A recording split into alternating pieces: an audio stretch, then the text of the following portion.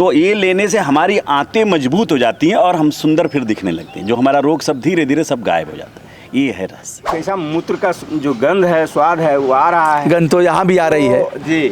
तो ये कैसा होगा, कैसे पिएंगे, पी पाएंगे कि नहीं? का गुण जब सामने दिखने लगा सर, तो वही मूत्र जो है हमको अमृत दिखने लगा। इससे फायदा होगा तो फिर टेस्ट का आदमी इंतजार नहीं करता। क्या बात है, बहुत बड़ी बात आपने कहा। सबसे कम खर्च में और बढ़िया इलाज हो जाता है, ये बड़ी बात। दोस्तों अब हम लोग पीने बैठ गए हैं। पिएंगे तो नशा भी होगा। और हम लोग 5 लोग हैं, यहाँ सब रख दिया गया है। इस समय पीने पर बात चल रही है, रूह अफ़ज़ा से लेकर के और देसी शरबत और पता नहीं क्या क्या। हम लोग कुछ और पीने जा रहे हैं और इस पीने के बाद भी नशा होगा।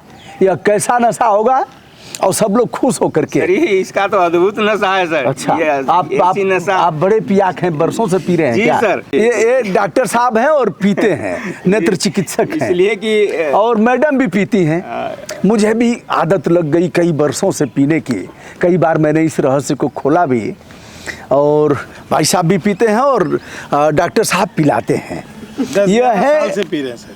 अच्छा, 10-11 साल से हम क्या लोग बात है, का क्या सेवन बात है। कर रहे हैं और उसका नशा में हम लोग चूर हैं। अब दोस्तों अब पोल खोल ही देते हैं। यह है गोमूत्र, ताजा गोमूत्र। ऐसी गायों का गोमूत्र जो जंगल में जाती हैं, चारा चुगती हैं, घासें खाती हैं, जड़ी बूटियों को ग्रहण करती हैं।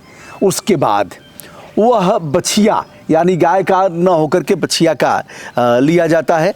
डॉक्टर साहब बताएंगे और फिर यह भी है, इसके बारे में बताएंगे।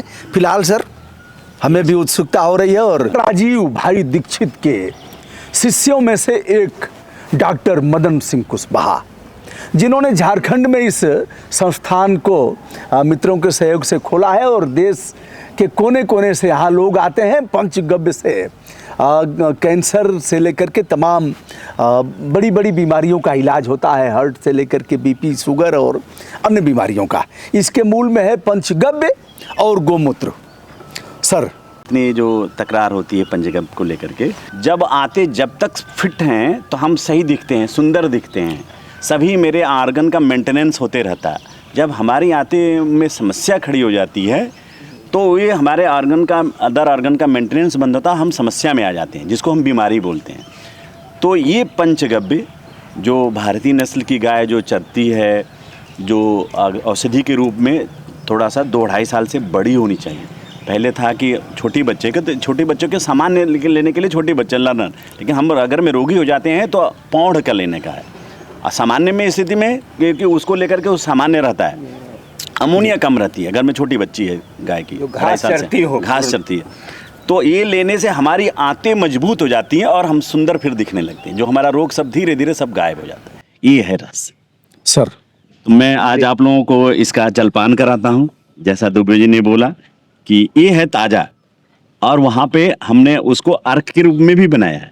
तो मैं डिस्टिल करते हैं इसको। तो आपको कितना पीना चाहिए, तो पीने के लिए भी राज समझेंगे। हम यदि बीमार हैं तो रोग के अनुसार पीना चाहिए, ज़्यादा रोग ज़्यादा दवा। यदि हम स्वस्थ हैं तो हमें मेंटेनेंस डोज चाहिए। कितना मेंटेनेंस? सामान्य सा हम फिट हैं तो थोड़ा सा 5-10 ml भी पी लिए, 1 चम्मच, छोटे चम्मच से 1 बस चम्मच। बस। का गुण जब सामने दिखने लगा सर, तो वही मूत्र जो है हमको अमृत दिखने लगा। और फिर अब चेहरे का भाव देखता हूँ कि कैसा लगता है। जी नहीं, इसमें रस आप लोगों को जिससे स्वस्थ अच्छा हो जाए तो वो तो फिर हम नहीं रोकना चाह रहे हैं, तो अमृत मान के इसका लेते हैं। इसमें ना ऐसा ना है कि कई तरह के रस मिलते हैं। आप इसको रोकेंगे मुंह में तो कभी मीठा, कभी एक स्वाद कसैला, ऐसा नहीं कि एक तरह का। अच्छा, मुंह के भी जो रोग होंगे वो सब भी खत्म हो जाएंगे। अभी आज आपको माउथ कैंसर के रोगी से मिलवाएंगे कि कैसे पंचगव्य काम करता है, कैसे ठीक होता है। तो बाद में उसकी आप वीडियो करेंगे, लेकिन आज अभी इसका स्वाद के बारे में जिक्र करेंगे। एक स्वाद जैसे अनुभव करेंगे, पहले से निगेटिव नहीं सोचना।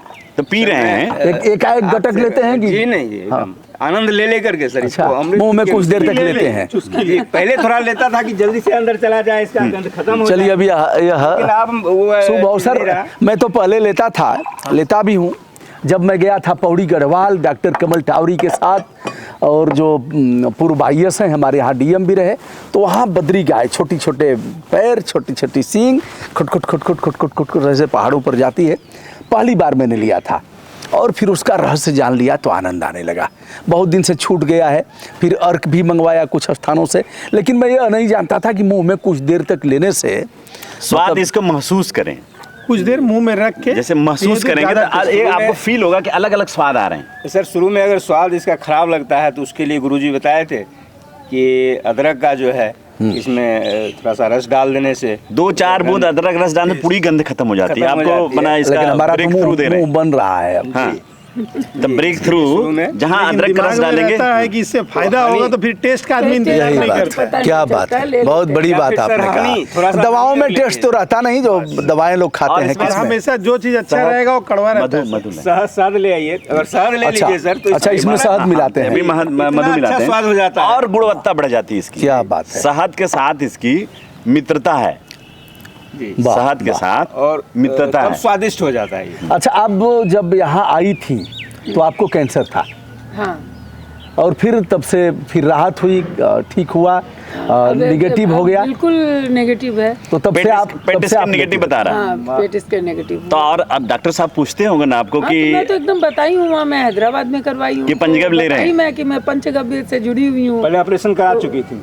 हाँ, ऑपरेशन होने के बाद आई हूँ यहाँ पे, ऑपरेशन से पहले नहीं, ऑपरेशन करवाने के बाद आई हूँ। फिर फैल गया आफ्टर फैल ऑपरेशन। गया था पेट में, अब वापस से मतलब पेट स्कैन हुआ, ये दवाई से जुड़ी हूँ। चम्मच हाँ, वो चम्मच और दवाई ले लेते आइए। हुए ये ले रही हूँ। ऑपरेशन के बाद कीमो के बाद फिर नहीं, कुछ कीमो नहीं हुआ। अच्छा, ऑपरेशन के बाद कीमो नहीं हुआ था, नॉर्मली था। चलिए, सब लोग फिर तो नहीं लेंगे चेक किए शहद। तो फैला हुआ था, सब में डाल देंगे। लेकिन चम्मच और ले चम्मच आइए। और दे दीजिए। कितना लेना है बताइएगा। और एक राज बता रहे हैं इस वीडियो में, जो लोग हेल्दी हैं तो मात्रा आप दुबे जी पूछे हैं ना, तो यदि इसको भोजन की तरह ग्रहण करने लगे, यदि ये पानी में शहद मिला करके भोजन के जगह यही ले लें 3 बार ज़्यादा मात्रा में, मतलब भोजन की आवश्यकता नहीं होगी, शरीर अपने आप ही गल जाएगा। बैलेंस मतलब जैसे जन्म लेकर जो BMI होना चाहिए, अब जैसे शहद मिला लिया। डॉक्टर साहब अपना नंबर बताइए। मेरा नंबर है 9223456786 रिपीट वाह। करते हैं सर। लास्ट में 64 है, आगे 9 है। बीच में कब आपसे लगातार बात करेंगे लोग, इस अगर कुछ पूछना हो तो जरूर जवाब दे सकते हैं उनको। और इस पे जो कई मिथ हैं, ये जो हम लोगों ने पंचगव्य का एक छोटा सा जो केंद्र बनाने का किया था, राजीव भाई की इच्छा थी, और उसमें जब निरंजन भाई ने इस विज्ञान को हमें पढ़ाया तो उनके ज्ञान को मैं इस हॉस्पिटल के माध्यम से फैला रहा हूँ, और असाध्य से असाध्य रोगों का सरलता से, बहुत ज़्यादा तनाव में नहीं रखते हुए, चाहे वो इसके बाद पानी पिया जा सकता है ना? पी सकते हैं, पी भी नहीं सकते हैं, पी भी सकते हैं, कोई दिक्कत नहीं है। डॉक्टर साहब, कुछ लोगों को लगेगा कि गप लड़ाने वाले पांचों जुट गए जी, जी। हैं और एक से एक हाँक रहे हैं। अब आप आश्वस्त करिए। राजीव भाई दीक्षित जी की प्रेरणा से आपने शुरू किया, और यह तो लोगों को लगेगा कि यार गौमूत्र आँख में डाल करके और ग्लूकोमा ठीक किया जा सकता है, और फिर गौमूत्र पी करके अपने को ऊर्जीकृत किया जा सकता है, तमाम बीमारियों से व्यक्ति लड़ सकता है। कैंसर जैसी घातक बीमारियों का शमन करने वाला है पंचगव्य। लोगों को पचेगा नहीं है। नहीं, मैं बताना ना, चाहता हूँ। हमको भी नहीं पचेगा। मैं बताना था। देखिए, अभी एक हमारा विज्ञान का समय है, तो विज्ञान के भाषा में ही गाय को हम परिभाषित करें तो ज़्यादा अच्छा है। जी। गाय केवल भारतीयों के लिए नहीं है, गाय पूरी सृष्टि के लिए बनाई हमारे ऋषियों ने। जी। तो पूरी सृष्टि में अलग अलग संप्रदाय के लोग हैं जो गाय को अलग अलग नज़र से देखते हैं, लेकिन आज मैं बताना चाहूँगा विज्ञान के नज़र से गाय, क्योंकि मैं विज्ञान का छात्र हूँ। हाँ, आप चलिए, विज्ञान में क्या पढ़े हैं आप? मैं पढ़ाई कहाँ की है आप? विद्युत अभियंत्रित इंजीनियर हूँ। मैं टाटा स्टील यहीं जमशेदपुर में है, वहाँ पे कार्यरत था मैं। नहीं, पढ़ाई बताइए। पढ़ाई मैं इलेक्ट्रिकल इंजीनियर हूँ। मेरा पढ़ाई उत्तर प्रदेश से हुआ है। मैं टाटा स्टील में 93 में ज्वाइन किया, और 93 से लेकर के आज 2.5 साल पहले नौकरी अभी मैंने छोड़ दिया है, तब तक मैं कार्यरत था वहाँ पे टाटा स्टील इलेक्ट्रिकल डिवीज़न में। और साथ में मैं इस काम को करता रहा। आज ये नहीं जो दिख रहा है, इसके पीछे मेरा कई सालों का परिश्रम रहा। ये हमें विधाता ही हमारे से करवा रहे हैं, क्योंकि जब मैं एक इंजीनियर हो करके और जब कुछ MBBS डॉक्टर लोग जब हमसे बात करते हैं तो वो बोलते हैं कि इतना बड़ा संस्थान आप चला रहे हैं और आपने कोई पढ़ाई नहीं की है जो मेडिकल की, कितना अच्छे तरीके से शरीर का व्याख्या और उसकी समझ उस पर सभी औषधि निर्माण हम ही लोग करते हैं यहाँ पे गाय, तो उसका औषधि निर्माण और हर रोगों से और फिर उसके रिजल्ट अच्छे देते हैं। जैसे अर्क के बारे में बता रहे थे अभी हम, अब डॉक्टर साहब इस पर बात करते हैं। महर्षि बाणभट्ट के सूत्रों पर आधारित 500 ml यह है पंच गव्य योग पंचगव्य अर्क। इसको कैसे लेते हैं और कैसे प्रोसेस करके बनाते हैं? कैसे बनाते हैं, जैसे कि अभी हमें सामान्य सी समस्या कुछ भी नहीं है तो मेंटेनेंस लेंगे ताजे गौमूत्र से, लेकिन हमें कोई रोग हो गए तो हमें गुणवत्ता बढ़ाने के लिए हमारे ऋषियों ने पहले हम गाय के गव्य को बदलने के लिए गाय को ही औषधि खिला देते थे। अच्छा, वो औषधि 1 हफ्ते खिलाते थे तो 1 हफ्ते के बाद उनके गव्यों में उस औषधि का तासीर आ जाती थी।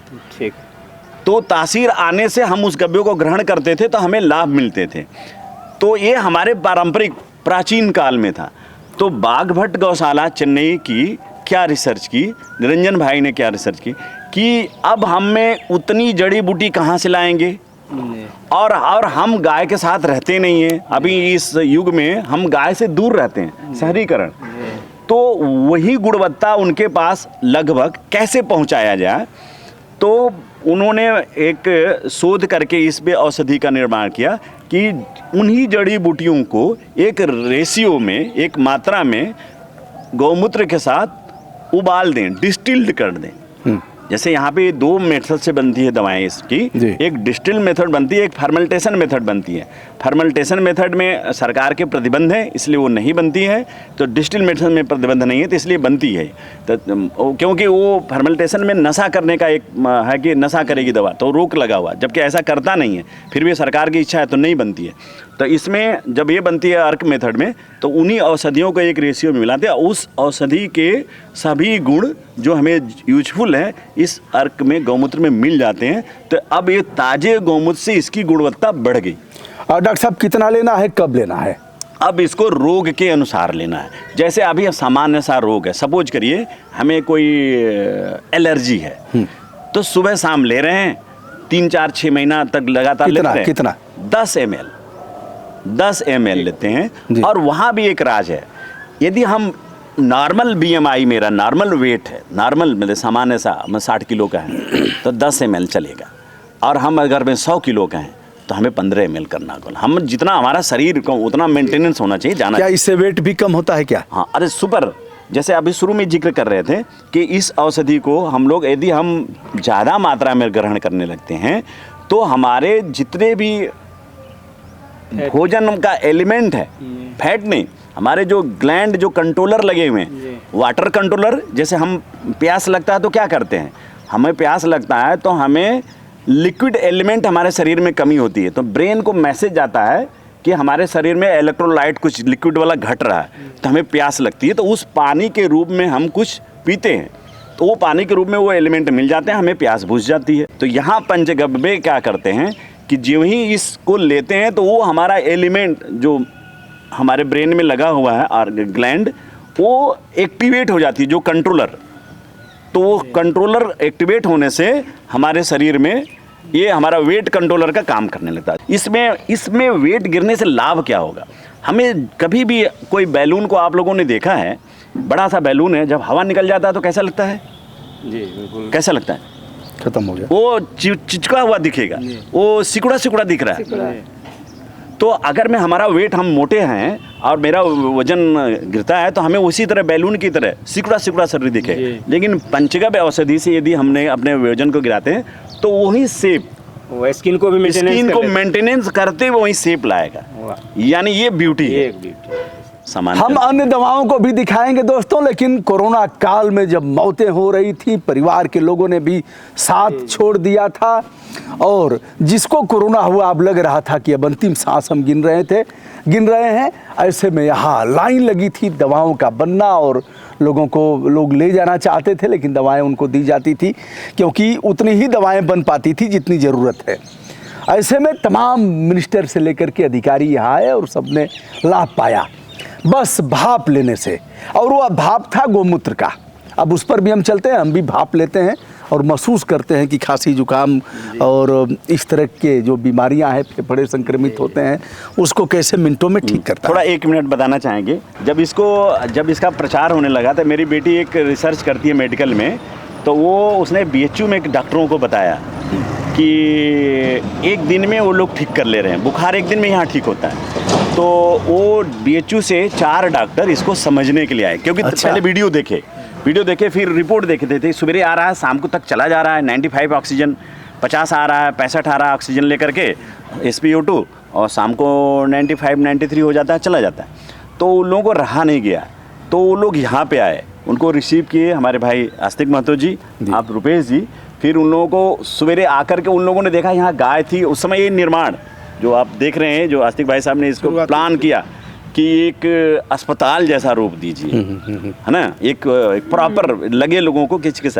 तो वो लोग जब BHU से आए तो यहाँ पे देखे गाय यहाँ पे बंधा हुआ है, तो वो लोग मेरी बेटी को फ़ोन करके बोले, अंदर देखे तो एक नया पेशेंट आया, उसका ऑक्सीजन 65 था।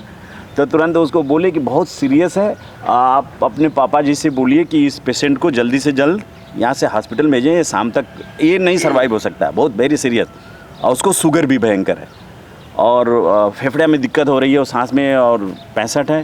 तो मेरी बेटी ने उनको जवाब दिया, शाम तक रुकिए ना, वो शाम तक वो ठीक हो जाएगा, ऐसा इससे भी 50 वाला आता है, वो ठीक हो जाता है।